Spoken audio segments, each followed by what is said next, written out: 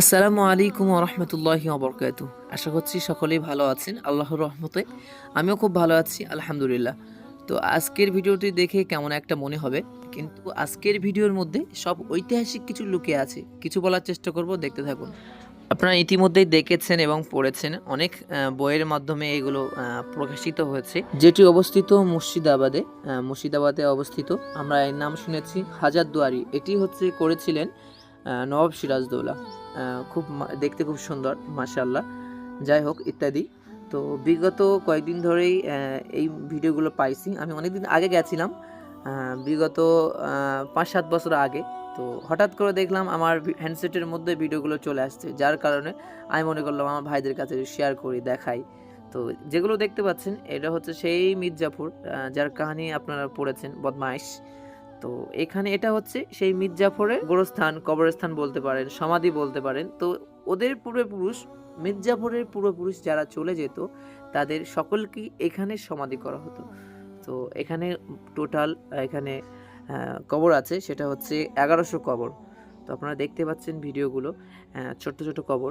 মির্জাপুরের কবর এখানেও আছে, বাট সেটা আমার ভালো করে ফোকাস করা হয়নি, যার জন্য করে আপনাদেরকে আমি বোঝাতে পারছি না কোনটা মির্জাপুরের কবর, যেহেতু অনেক আগের ভিডিও, যার জন্য করে আমি মির্জাপুরের কবর সঠিকটা বলতে পারছি না। তো আমার মনে হচ্ছে এই যে আমি ক্যামেরাটা ফোকাস করছি, দেখতে পাচ্ছেন, এটাই মনে হচ্ছে মির্জাপুরের কবর। তো প্রথমত তো আমি ১১০০ কবর এক জায়গাতে দেখে এবং তার উপর দিয়ে হেঁটে যাওয়া, সত্যিই ভয় পেয়ে গেছিলাম। সত্যিই দেখবেন যখন কোনো ঐতিহাসিক জিনিস পড়বেন বা দেখবেন, তো আমি তো লাইভ দেখছি, সত্যি মানে হৃদয়ের মধ্যে কেমন একটা হয়ে উঠবে। তো সকলেই আসবেন, দেখবেন, আশা করি ভালো লাগবে। তো আমি যাবো ফের রিসেন্ট, তো আপনাদেরকে ফের সব কিছুটা সুন্দরভাবে আমি তুলে ধরার চেষ্টা করব। সামনে আরও কিছু ঐতিহাসিক জিনিস আপনাদেরকে দেখাবো। সেটি হচ্ছে নবাব সিরাজদৌল্লার বাগান বাড়ি এবং মির্জাফর, বদমাশ মির্জাফর একটা মসজিদ নির্মাণ করেছিল, সেটিও দেখাবো। হ্যাঁ, ইতিমধ্যেই যে কথা আমি বলছিলাম, এই যে ভিডিওটির মধ্যে দেখতে পাচ্ছেন মসজিদ, হোয়াইট কালারে 3টি মিনার আছে, এটি হচ্ছে সেই বদমাশ মির্জাফরের মসজিদ। এই মাছ কিন্তু খুবই সুন্দর, আমি দেখেছি, আপনারাও দেখার জন্য আসতে পারেন। ভিডিও যত সামনে যাবে তত ঐতিহাসিক কিছু দেখানোর চেষ্টা করব, দেখতে থাকুন। এবার আমি চলে যাব মুর্শিদকুলের তৈরি করা মসজিদে। যারা মুর্শিদাবাদে ভ্রমণ করতে যায়, তারা কিন্তু এই ঐতিহাসিক জিনিস না দেখে কখনো কিন্তু বাড়ি ফিরে না, আর বাড়ি যদি ফিরে আসে আফসোস থেকে যায়।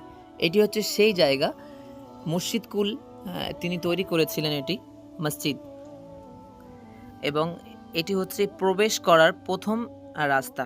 আপনি যদি এই মসজিদে প্রবেশ করতে চান, তো আমি যে রাস্তাটা আগে দেখেছেন ওই রাস্তাতে ফার্স্ট আপনার উঠতে হবে। তারপরে এই দেখতে পাচ্ছেন, এটা হচ্ছে ঈদগাহ, যেখানে ঈদের জামাত হয়। একসঙ্গে এখানে ১০,০০০ মানুষ কিন্তু এখানে জমায়েত করে নামাজ পড়তে পারে। দেখতে পাচ্ছেন কত বড় ঈদগাহ, মাশাআল্লাহ। তো আগের আমলে মসজিদকুল কত সুন্দর করে এগুলো তৈরি করেছিল।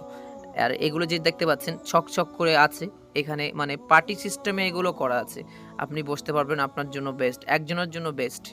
তো এই সামনে এই ভিতরে আমি প্রবেশ করব।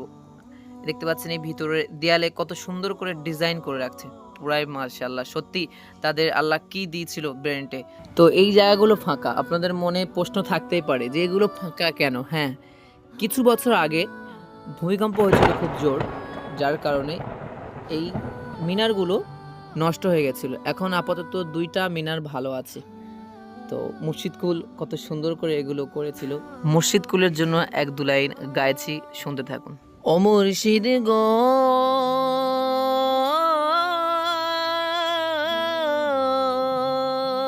ও মুর্শিদ গো, ও মুর্শিদ গো,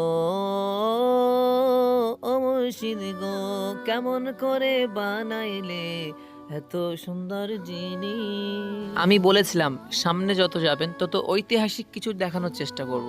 তো আমি এটাও বলেছিলাম নবাব সিরাজদৌল্লার বাগান বাড়ির কিছু চিত্র আপনাদেরকে দেখাবো।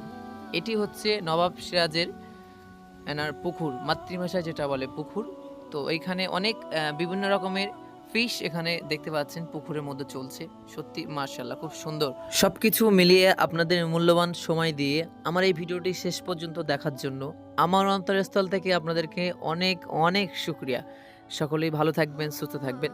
তো আমি রিসেন্ট খুব তাড়াতাড়ি যাব, আর মহান রব্বুল আলামিন যদি আমাকে নিয়ে যায়, ইনশাআল্লাহ আমি খুব সুন্দরভাবেই আপনাদেরকে দেখানোর চেষ্টা করব, আপনাদের মতন করে, যেমনভাবে আপনারা দেখতে চান। ইনশাআল্লাহ সকলে দোয়া রাখবেন আমার জন্য।